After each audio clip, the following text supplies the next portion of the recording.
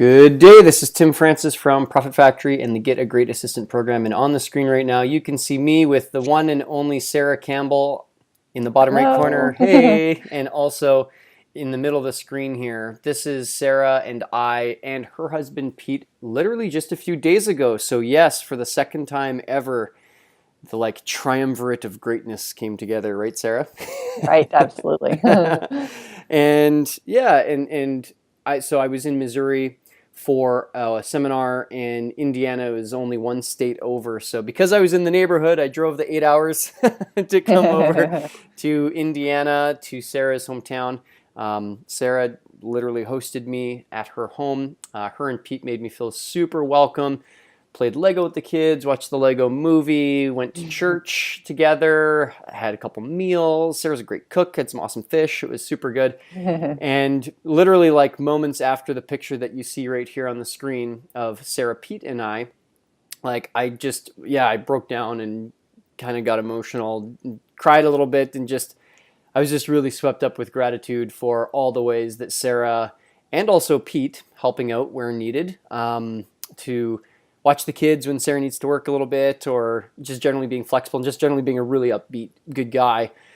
I was just really overwhelmed in the moment with just the impact that Sarah has had on my life, and gave her a huge hug, gave Pete a huge hug, and then went on my way. I got back in my car and drove to the airport and made the long journey back home. So um, I can't say it enough that Sarah has been an amazing impact on my life. I would not be where I am today if it weren't for Sarah. And I think a lot of people are amazed and inspired by the work that Sarah and I do together. So, as part of the Get a Great Assistant program, I thought, hey, how amazing would it be if we got the one and only Sarah Campbell onto a call here, and for Sarah and I to have a chat, answer some of the biggest questions people have, and hear straight from the source, straight from the star herself, Sarah Campbell. So this is what Pete, Sarah, and I looked like on Sunday in our Sunday finest, all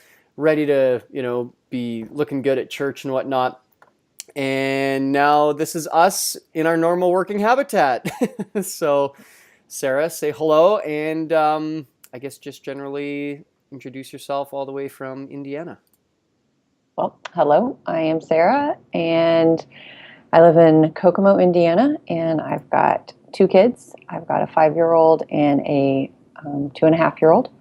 I've been married for 10 and a half years, and my husband is a pastor, and I stay at home. So, and I also work for Tim. So, being able to work for Tim the last 2.5 years has been really awesome. It's given me things to do. It's given me moms will understand this that stay at home. It's given me like an adult outlet in the middle of my day when all I have is child talk and and kids games and kids TV shows and whatnot. So, and it's been enjoyable. So, I mean, I have really enjoyed working for Tim and getting to just learn something new and learning how to work in my strengths with my Colby score. And yeah, it's been very fulfilling and very rewarding for me. So, And tell us a little bit about the path of, when you worked in an office to then being a stay-at-home mom, and then deciding to become a stay-at-home mom, and then deciding to work from home. Like, where do you come from in the world of work and business that you've landed here as a work from home mom? well, from the time I was in high school, actually, I've always worked in law firms, and I got my very first job as just like a file clerk, a clerical assistant, just doing whatever. And that experience carried me on to getting a job in college. And then that carried me on to, once we moved to Indiana, I got a job as a paralegal at a law firm. And I worked there for 7 years, I think. And once I got pregnant with my daughter, and you start looking at the cost of two kids in childcare, and I was commuting an hour to work, And so the commute plus two children in childcare, it just didn't make sense. Staying at home had been something that I wanted to do for a while. And so we just decided to take a step of faith and say, we're going to do it. I'm going to stay home and we'll just figure it out along the way. So Blakely was about a month. Blakely's my daughter. She was about a month old, and I was just like mentally, I had tons of going on because I have a brand new baby, but I was also like feeling I need something to do. I need something to keep my mind busy. And so I just started Googling work from home jobs, and I found a lot of things that look like scams. And then I started Googling like mom work from home jobs or working from home moms, and just different Google searches to figure out if there was something that a mom could do. And I came up with a lot of things about filling out surveys and writing blogs and things that I was not interested in. And like there was surveys that you could spend like 20 minutes doing a survey and you'd make like $3 a survey. And I'm like, my time is way more valuable than that. So I wasn't about to get into doing that stuff. And then I finally found the Hire My Mom website, and it seemed like a pretty legit option. So I got on there and saw a few different ads, and I saw Tim's was one of them, and I applied for a couple different ones, and here we are today. And there was quite a few hoops for you to jump through in the Tim Francis style application process. What did you think when you saw that you had to do the first paragraph in 12-point blue Courier font and so on and so forth? What did that make you think? So it was at like, I don't know, 2:00 in the morning, and I'm feeding my daughter, and I'm on my phone, and I was browsing the website because I had just gotten my account through Hire My Mom, and I was browsing through, and I saw Tim's posting, probably because he was posting it at 2:00 in the morning.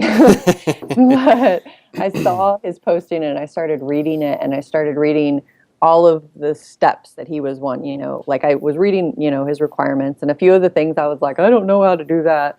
But then some of the stuff I was like, okay, I could probably handle that. And then in there, he also said, that training would be provided. I'm like, well, as long as he trains me, I can figure it out. And then I get to the how to apply part, and he was very specific on how to apply. There was a list of instructions, and I'm starting reading this, and I'm like, this guy is nuts.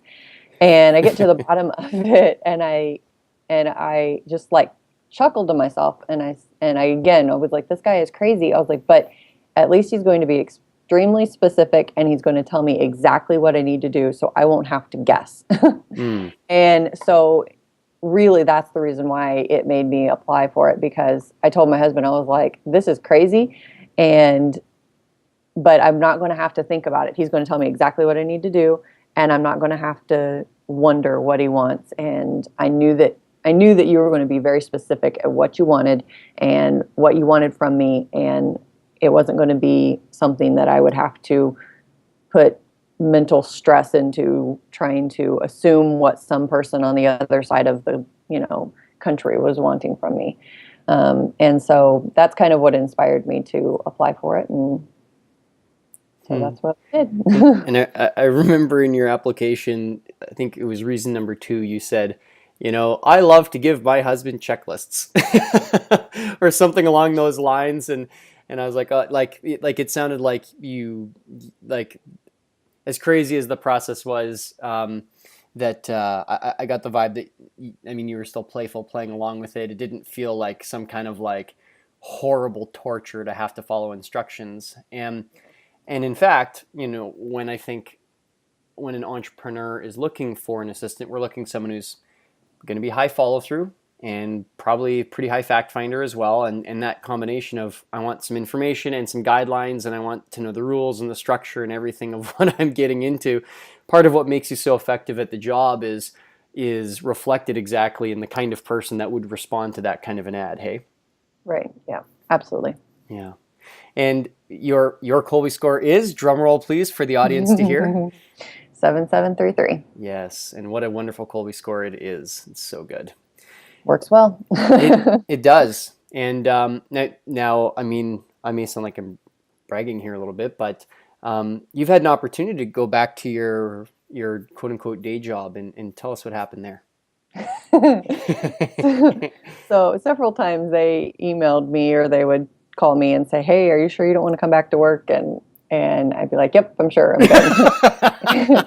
And but like while I worked there, like it was a great place to work. The guys that I worked for were excellent. I respected them and I enjoyed working for them, and we had a great relationship. And so this past summer, they emailed me and they said, "Hey, we really are in a tight bind here." And I had noticed because of like girls that I worked with in the office that I'm friends with on Facebook, I had noticed that some had quit because they had gotten different opportunities and they were looking for change. And so when they emailed me and said, "Hey, we're in a really tight squeeze, can you help us?" We would even be willing to let you do it from home. And I was like, "Okay, I'll give it a shot." Mm. And you know, like at that time, I had been working for Tim for almost 2 years, and I was like, I know what I'm doing with him, so I feel like I can add on. Like I felt like I could add on an extra, a little bit of extra work, and so because I told him, I said I can't work any more than, I think I said no more than 10 hours a week or 5 hours a week or something like that. Anyway, but I started getting work from them, and I left there not with the understanding that, like, the mental understanding, I'm going to go back to this.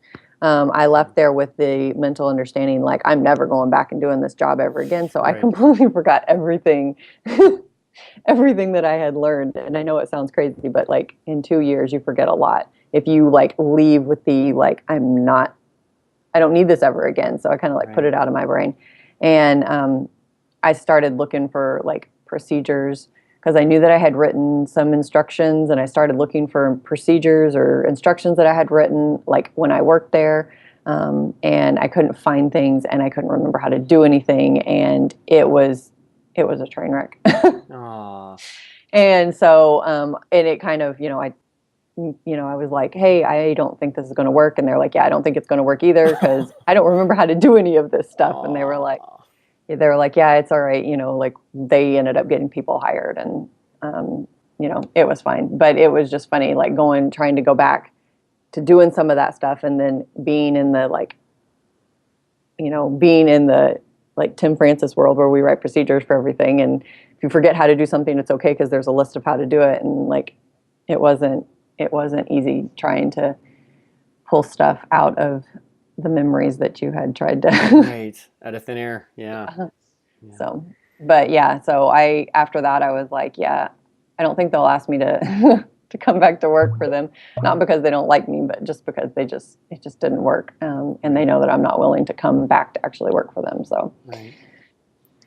So why do why would you help me as the entrepreneur on this journey that I'm on of running a small business and doing my best to grow it and all the rest? Like why would you like I think some of the entrepreneurs that are interested in getting an assistant, they're like, I absolutely want an assistant, but I don't know why anybody would want to help me, some, kind of small crazy entrepreneur or whatever. So like why do you do this with me and for me?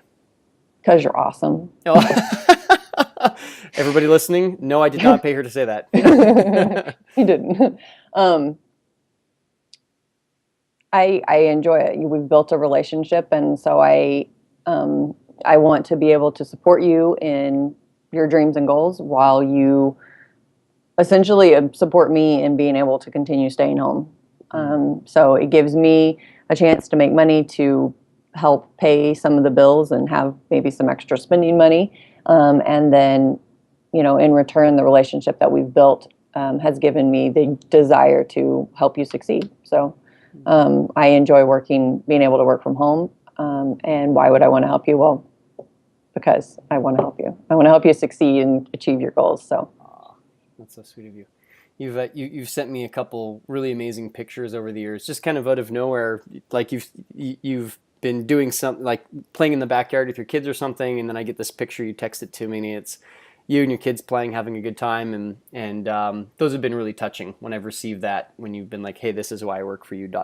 Picture of your kids playing in the backyard, and you with your iPad or something. Yeah, well, it's like whenever you're working in an office, there's always those days when you're sitting in your cubicle and you're typing at your computer and you go to lunch and it's like gorgeous out, it's like, oh, I don't want to have to go back to work. It's so, can our office be outside? Can we Right. work outside? Let's just like have a retractable roof and like we can all be at our desks outside.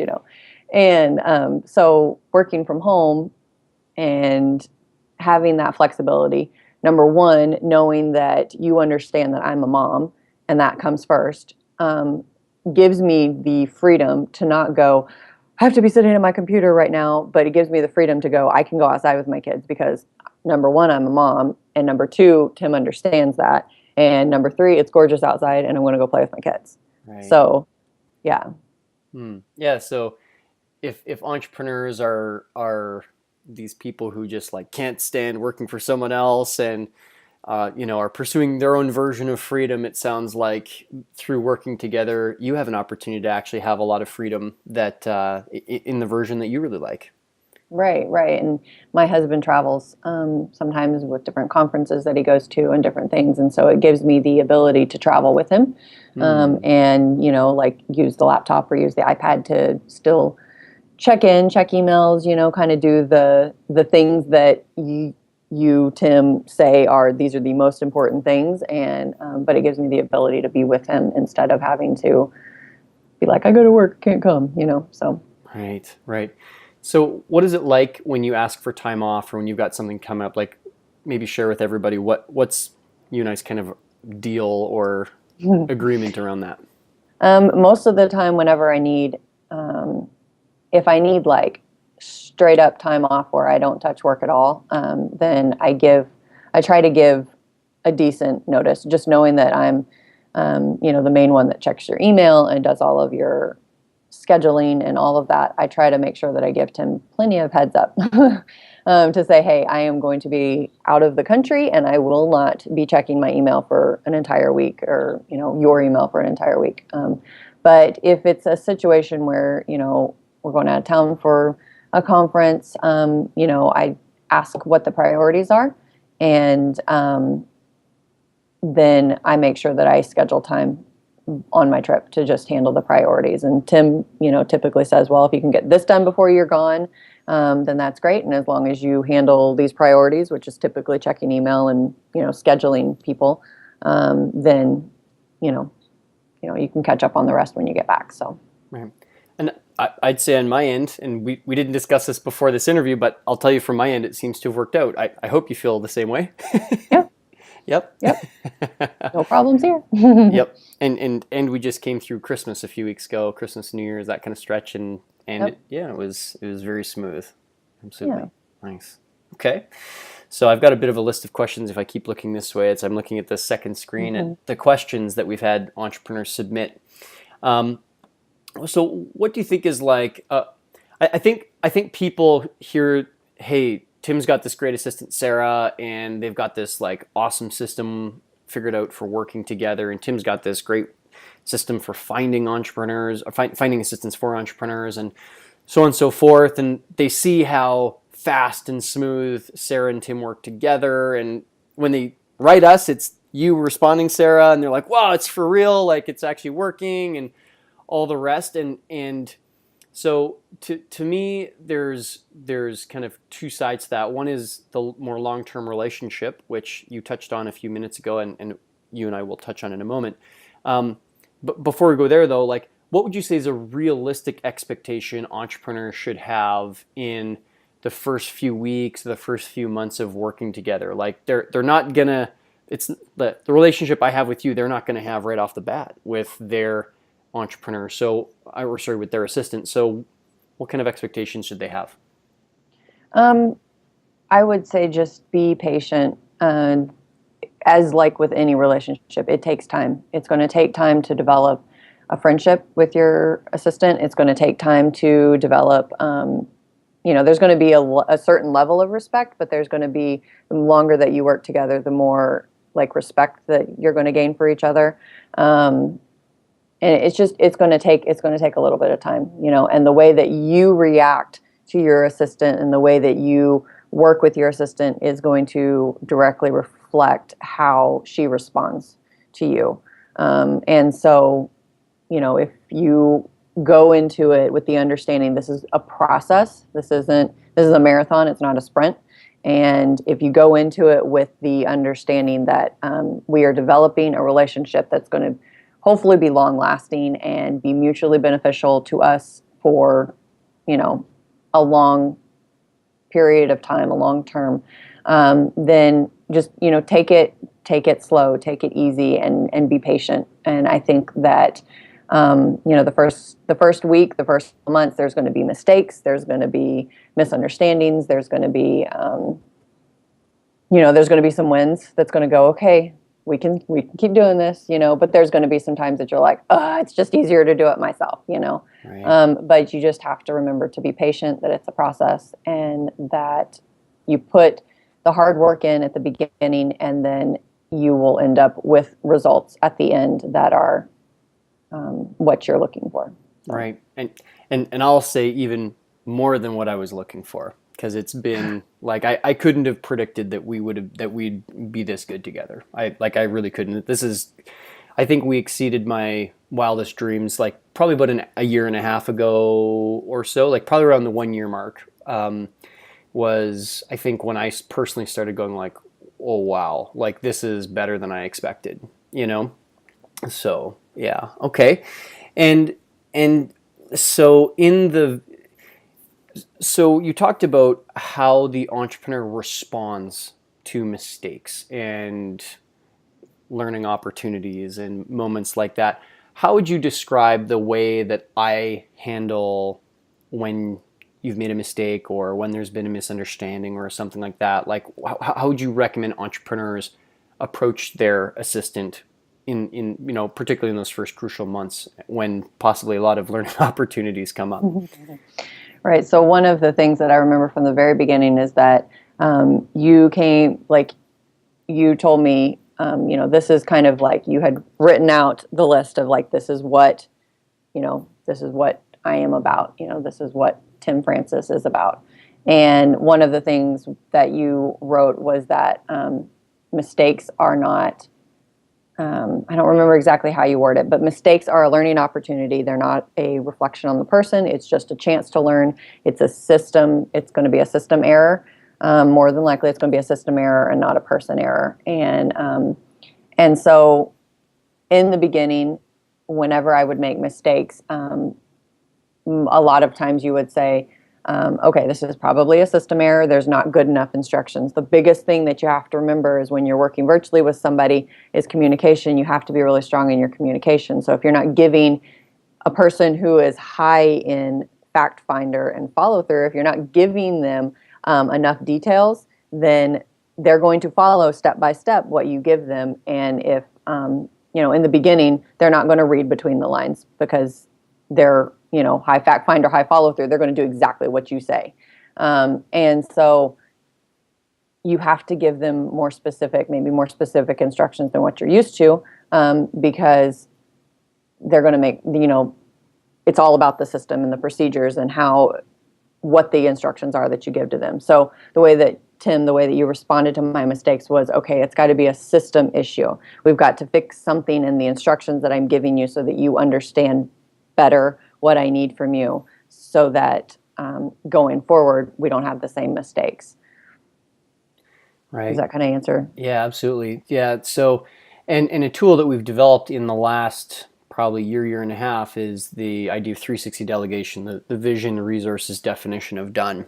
And something that literally just earlier today in our Get a Great Assistant training for entrepreneurs, knowing how to work with their assistant, we taught 360 delegation today, and being able to give that clear definition of done. Here's a sample of what success looks like. Here's a screenshot. Here's a video, something like that. Certainly goes a long way towards being real clear about what success looks like. And I know now I can say, hey, Sarah, can you go into Infusionsoft, create a form, and embed that form onto a page on our WordPress website, and on the thank you page, please put, you know, ABC on it. That, like, I could literally verbally say that over Skype or over a phone call, and you would exactly know that. However, that's also because you've done it like 100 times now or 1,000 times now, doing those kinds of tasks, right? So Okay, and so just for clarification, when I say things like it's a system error, not a human error, does that mean that you always have a procedure for everything all the time? Because I can imagine entrepreneurs who are listening to this going like, "Oh my goodness, like I don't want to have to create procedures for everything for my assistant." Um, I, I guess what does that mean when you say there's always a system in place? Well, a lot of it reflects like some of it's going to be based on like the decision making guidelines. Hmm. So you have the list of decision making guidelines, and if they come to a situation, if I come to a situation where I'm not sure what the response should be, like maybe it's I can't get a hold of you and I need to make a decision about a purchase or something like that, and I go ahead and do it. I go back to the decision making guidelines because in there are some specifications regarding purchases that I'm allowed to make based on like dollar values and whatnot. So Right. if I made a purchase and I felt that it was a proper purchase because I based it off of decision making guidelines and then it ended up not being, then it would be something that we need to address in our decision making guidelines or maybe provide more specifications. Right. Right. Okay, yeah. So it's not that there's always a perfect procedure written out for everything. Sometimes you lean on procedures, sometimes you're leaning on decision-making guidelines, sometimes you're leaning on a 360 delegation that I might send you, or so there's kind of different versions of systems that you can lean on when it comes to making decisions. Right. Or sometimes, like maybe with scheduling appointments, like it's been you know, in learning to schedule appointments for you, we've both learned, okay, Hmm. Tim needs now that he's, your calendar is like completely crazy and it's completely booked. And, Hmm. when I first started doing appointments, it was put the person's name on there and Tim remembered the email conversations, he remembered the text conversations that he had with the person, and because the meeting was typically like a couple days later. Well, now he can have an email conversation with somebody and we get a meeting scheduled, but the meeting isn't for like another 3 or 4 weeks. And then by the time he gets to that meeting, he's like, okay, the name sounds familiar, but I don't remember what this is about. Right. And so, I mean, and it's not any fault of your own. It's just you have a ton going on. So Hmm. we've learned that, okay, our process, like how Sarah puts appointments in the calendar, needs to evolve. And so that's part of our system, like making appointments is part of the system. So, like, so now I have kind of a standard that I know every appointment needs to have, like a meeting time. It needs to have, who's calling who. It needs to have how they're getting a hold of each other. Is it phone? Is it Skype? Is it, what is it? Is it in person? And there needs to be details. There needs to be, information about the person that he's meeting. I mean, we've come up with this, and it's been a process of, okay, this didn't work because I've forgotten who this person was, and then I was searching my email trying to figure out, trying to get my bearings about this meeting. So in the future, can you add this stuff to the meeting Right. agenda? And it's less of, hey, you didn't put any information in there, so I didn't know what I was doing. It was, okay, I understand that this is a process, and I understand that we need to add more to our process. Right. So Yeah, and I like what you're saying there around, well, I like a lot of what you're saying. I'll highlight that, yeah, when we started working together, I didn't think you would ever, it wasn't even on my radar that you would be handling my calendar at some point. And it's just something that we've developed together over time. And I think for everybody listening, like, take comfort in the fact that yes, it's a growing process for your assistant to get to know you and your business and how you like things done. And you also get that same as the entrepreneur, you also get the same breathing space. So even though I didn't know how to tell Sarah to handle my calendar, that was okay. She and I both said, "Hey, no problem. High five, like high five." And we'll work together on this, and we've just been honing it over time, over time, over time. And yes, there's been a few mistakes and hiccups and time zones missed, and I've made mistakes too, where I would be I'd be two time zones away, putting in an appointment when I'm at a mastermind meeting with somebody face to face, and oh yeah, let's chat next week, and I throw it in my phone, but I didn't indicate the time zone. And so when I came back to my home time zone, it all adjusted 2 hours and it messed everything up. And that was my fault. So that's my message, I think, to anybody listening to this, whether the person listening is an entrepreneur or an assistant, is I think if there's generally like a vibe of grace and space and, hey, we're learning, we're getting better together, that like if you can establish that vibe very early on, wow, does that ever just allow, like, it can like reduce some of the tension, reduce some of the intensity, and just create space for creativity and being solutions oriented and making it work. And I think something that's been really amazing, Sarah, is for all the mistakes I made along the way and all the mistakes you made along the way, there's very few mistakes we've ever repeated. And I think that's really powerful. Wouldn't you say? Yes. Yeah.